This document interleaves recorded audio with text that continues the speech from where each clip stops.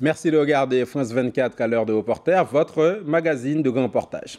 C'était en juin 2010, 2 mois après la chute du président kirghize Kurmanbek Bakiev. Le sud du Kyrgyzstan, petit pays d'Asie centrale, était secoué par des violences interethniques inouïes. Officiellement 403 morts, 2500 blessés, des milliers de maisons incendiées.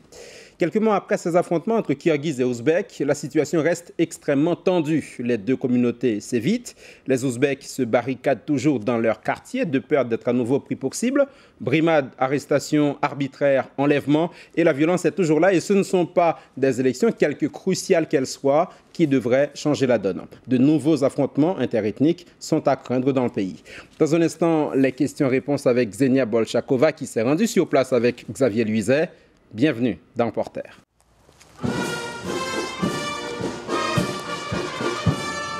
Grande place centrale de Hoche. Aujourd'hui, c'est un jour particulier. Pour la première fois depuis les violences du mois de juin, le couvre-feu est levé en ville et pour l'occasion, toutes les forces de sécurité sont rassemblées. Une cérémonie en grande pompe, avec remise de médailles et compliments. Un retour à la normale? Pas vraiment. Les opérations militaires à Hoche sont loin d'être terminées. Aujourd'hui, il est trop tôt pour relâcher notre vigilance. Nous recevons toujours beaucoup d'informations sur un risque de reprise des violences. Il suffirait d'une étincelle pour que le feu reprenne à nouveau. Les affrontements entre les communautés kirghizes et ouzbeks semblent loin, mais la paix reste fragile. L'armée et la police contrôlent toujours la ville et ce sont les Ouzbeks qui en font les frais. Leurs quartiers, les mahallas, font l'objet d'une étroite surveillance.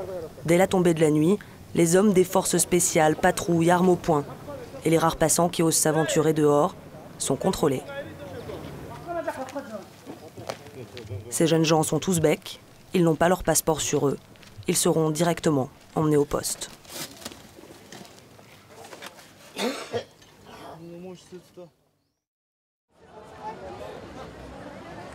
Au bazar central, au pied des échoppes brûlées, les vendeurs, ouzbeks pour la plupart, sont tous les jours pris à partie par les militaires.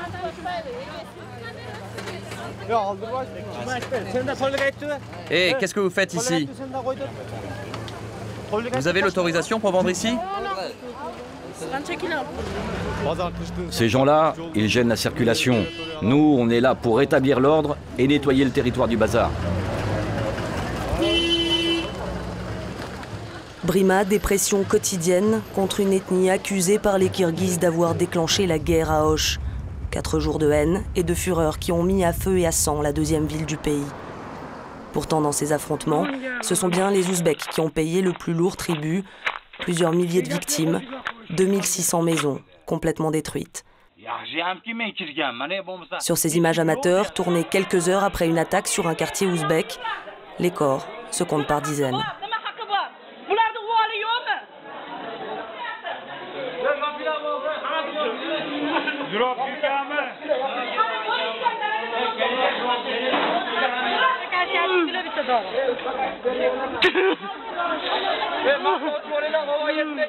Les responsables des massacres n'ont toujours pas été arrêtés, mais les ONG dénoncent l'implication de l'armée. Les services de sécurité et la police ont tenté de confisquer toutes les vidéos tournées par les témoins. Ils ont confisqué beaucoup de téléphones portables. Ils ont forcé les gens à effacer ce qu'ils avaient filmé. Les autorités refusent de dire la vérité sur ce qui s'est passé. Ils font ça pour faire disparaître les preuves. Faire disparaître les preuves car ces vidéos mettent directement en cause des unités de l'armée kirghize. Là, regardez, il commence à tirer. Et toute cette foule qui se met à courir en avant. Et là, vous voyez le blindé qui arrive. Ce sont les militaires. Ce sont eux qui ont commencé à tirer en direction des Ouzbeks. Dans les quartiers ouzbeks, 15 000 personnes se retrouvent aujourd'hui sans toit et sans ressources avant l'hiver. Nodira travaille pour une association qui vient en aide aux Ouzbeks.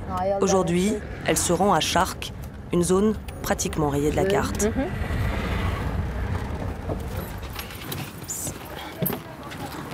Assalamu alaikum.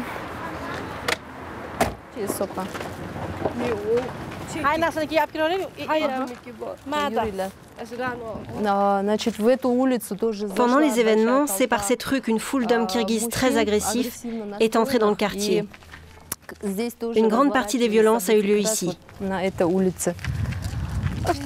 Et il y avait des militaires avec eux. Un homme en uniforme a emmené mon fils. Il n'avait que ses chaussons aux pieds. Dans ce quartier, près de 200 maisons ont été détruites. Et les habitants ne comptent plus que sur l'aide humanitaire pour survivre.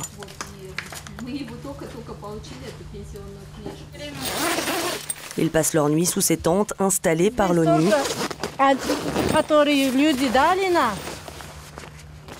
Ici, tout a brûlé. Même leurs documents d'identité sont partis en fumée. Vous voyez là cette pièce? C'est là où on gardait tous les passeports. Il y avait aussi mon certificat de retraite. Nodira va l'aider à obtenir un nouveau passeport, une démarche compliquée auprès d'une administration qui refuse souvent d'aider les Ouzbeks. Les habitants n'osent plus quitter les ruines de leur maison. Ils ne font plus confiance aux Kirghizes. On a peur de sortir du quartier. Ils nous reconnaissent facilement, vous savez. Dans les transports publics, ça arrive de plus en plus souvent que des Kirghizes demandent aux Ouzbeks de descendre.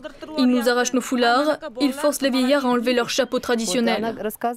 Elle raconte aussi que le soir, ils se barricadent ici, car tous ceux qui sortent, les jeunes surtout, se font embarquer par des hommes en civil qui prétendent faire partie des forces de l'ordre. Et ces hommes, ils sont armés? Oui, ils ont des armes, des mitraillettes.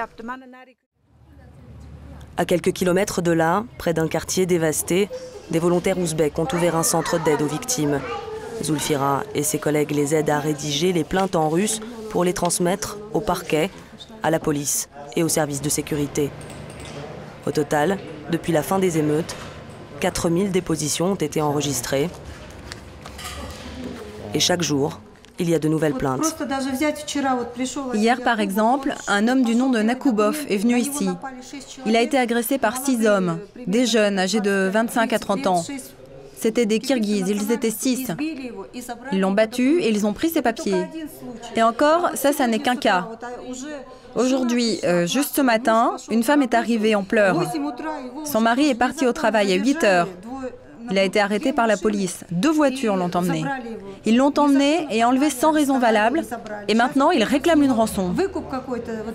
Une violence quotidienne que les autorités refusent de reconnaître. Les dépôts de plainte restent lettres mortes.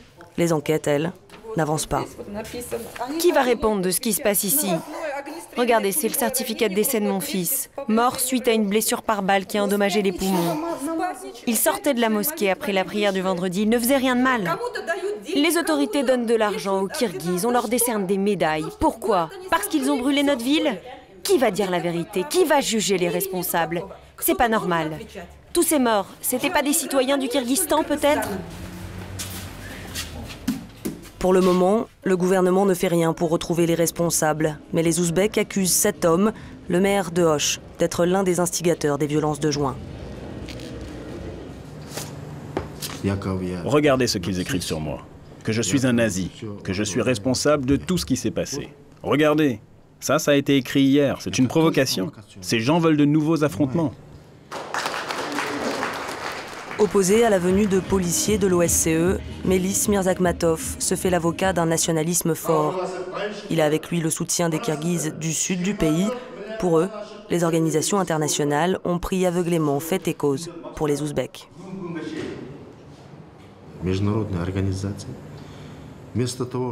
Les organisations internationales, au lieu de nous aider, ne font que provoquer de nouveaux conflits.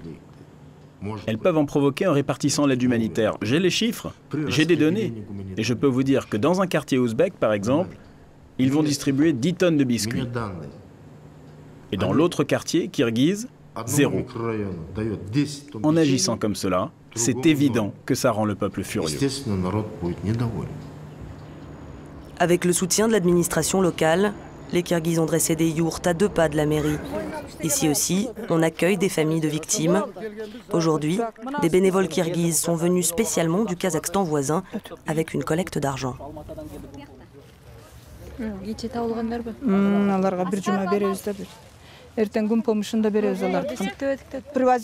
La dernière fois, on a distribué 20 tonnes d'aide humanitaire. Aujourd'hui, chaque personne inscrite dans nos listings va recevoir 4000 sommes. Une somme considérable. 4000 sommes, ça fait 70 €, l'équivalent d'un salaire moyen au Kyrgyzstan. Et pas question de partager avec les Ouzbeks. Ici, ils ne sont pas les bienvenus. Et pour mieux attiser la haine, on n'hésite pas à afficher au grand jour les photos de corps de Kirghizes sauvagement mutilés, selon eux, par des Ouzbeks. Même pendant la Seconde Guerre mondiale, les nazis n'ont pas été aussi cruels. Ils ont coupé des têtes, poignardé des gens. Sur ces photos, il n'y a que des Kirghizes, pas un seul Ouzbek. Pour ces familles, la réconciliation n'est pas envisageable. À Osh, les Ouzbeks sont devenus encombrants. L'Ouzbékistan n'avait même pas de capitale quand notre ville s'est formée, il y a 3000 ans. Les Ouzbeks, en tant que peuple, n'existaient pas encore. Alors expliquez-moi comment la ville d'Osh pourrait être leur ville, c'est absurde. Osh, leur ville. Même pas en rêve, non. Osh est notre ville et restera à nous. Nous, vous savez, on est des gens très patients et simples, et eux, ils ont abusé de notre gentillesse. Mais quand on est vexé, blessé, quand on se moque de nous, c'est normal, on réagit. Et quelle réaction? La moitié de la ville a été mise à feu. Et en priorité, tout ce qui faisait vivre les Ouzbeks. Magasins, restaurants, cafés et petites entreprises ne fonctionnent plus. Leurs propriétaires ont fui. Et par endroits, Osh a des allures de ville fantôme. Là, à droite, vous voyez? C'était le Léon, un magasin de chaussures. Là, c'était un restaurant flambant neuf de 3 étages. Le Sogdiana. Il ne reste que l'enseigne. Mourzato Oumarov, lui, a décidé de rester dans son pays, car il n'a nulle part où aller. Le 10 juin dernier, il a perdu sa petite entreprise. 40 personnes y travaillaient à temps plein. En une nuit, des jeunes Kirghizes ivres ont saccagé ses bureaux et embarqué tous les ordinateurs. Ici, il y avait des ordinateurs partout. On donnait des leçons d'informatique, surtout aux étudiants. On leur apprenait tout ce qu'il faut savoir sur l'informatique. Les Ouzbeks se sont toujours occupés du business, des cafés, des restaurants. Je ne pense pas que sans l'aide des Ouzbeks, les Kirghizes seront capables de tout remettre sur pied. Nos deux peuples avaient besoin l'un de l'autre. Sans les Kirghizes, les Ouzbeks ne s'en sortent pas, et sans les Ouzbeks, les Kirghizes ne s'en sortent pas non plus. Mais là, c'est impossible. On s'est fâchés pour de bon. Ouzbeks et Kirghizes, deux peuples devenus ennemis. À Osh, il suffirait d'une étincelle pour que le feu reprenne.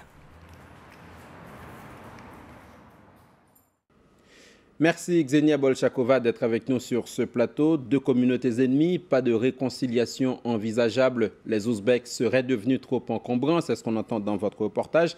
Est-ce que ce n'est pas un peu fataliste ?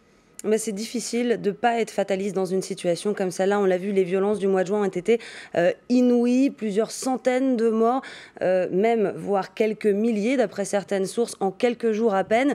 Les Kirghizes et les Ouzbeks se sont vraiment divisés pour de bon. On le sait, avant, ils vivaient plutôt ensemble dans le sud du pays. Les Ouzbeks représentent quasiment 50% de la population. Chacun avait son rôle à jouer dans la société. Les Ouzbeks s'occupaient des commerces. Ils avaient aussi tous les petits restaurants, les cafés. Les Kirghizes, eux, étaient plutôt dans l'administration locale, la police, et il y avait un partage des tâches et tout le monde respectait ça plus ou moins et ça se passait plutôt bien. Il y a eu quelques petites tensions, mais rien de tel. Alors aujourd'hui, on voit que les Ouzbeks sont bannis de la société un petit peu, ils sont mis à l'écart par les Kirghizes. Ils vivent toujours retranchés dans leurs quartiers qui ne sont pas reconstruits. Plus de travail, sans travail. On ne sait pas vraiment comment ils peuvent s'intégrer à cette communauté kirghize. Avec les dégâts que l'on voit, on parle maintenant de Osh, la ville la plus touchée. On voit l'indignation du maire de Osh dans votre sujet. Et pourtant, les Ouzbeks sont clairement les principales victimes. Ces Ouzbeks disposeraient de quelles armes d'ordre juridico-légal, s'entend, pour se défendre ? Ils n'ont pas vraiment beaucoup d'armes, justement, pas beaucoup de moyens de se défendre. Aujourd'hui, on l'a vu dans le sujet, ils se barricadent dans leur quartier. Ils ont peur de sortir parce qu'il y a ces arrestations arbitraires. On leur demande des passeports qu'ils n'ont plus parce que ces mêmes passeports ont brûlé.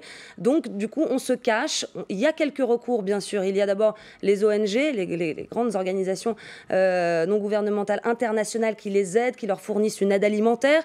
Et puis, il y a quelques petites associations au niveau local qui essayent de les aider, qui essayent de justement justement rédiger des plaintes, les envoyer à la police, aux forces de l'ordre, mais ça ne marche pas parce que ces mêmes autorités locales sont acquises aux Kirghizes et sont plutôt dans une veine très nationaliste en ce moment et pas du tout à même à aider les Ouzbeks. Et bien sûr, beaucoup de ces Kirghizes ont fui vers les pays voisins. On parle maintenant du pouvoir. L'opposition a pris le pouvoir. Rosa Otunbayeva est présidente par intérim. Elle a conduit une réforme constitutionnelle le 27 juin dernier. Quel résultat depuis ? Ça a apaisé un petit peu les tensions après le référendum du 27 juin.